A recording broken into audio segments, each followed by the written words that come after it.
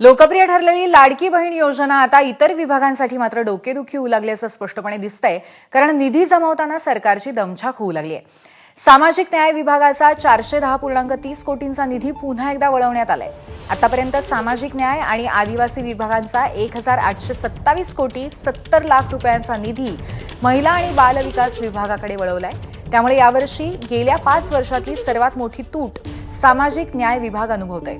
ही तूट 7,314 कोटींची आहे। लाडक्या बहिणींना दरमहा 1,500 रुपये देण्यासाठी इतर विभागांच्या निधीला कात्री लावली जाते।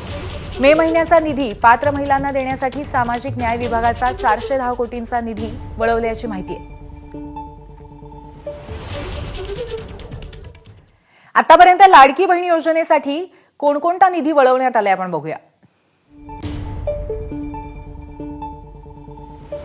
सामाजिक न्याय विभागाचा 410 कोटी 30 लाखांचा निधी 2 वेळा वळवलाय। सामाजिक न्यायाचा आतापर्यंत 820 कोटी 60 लाखांचा निधी वळवण्यात आलाय। आदिवासी विभागाचा 335 कोटी 70 लाखांचा निधी 3दा वळवलाय।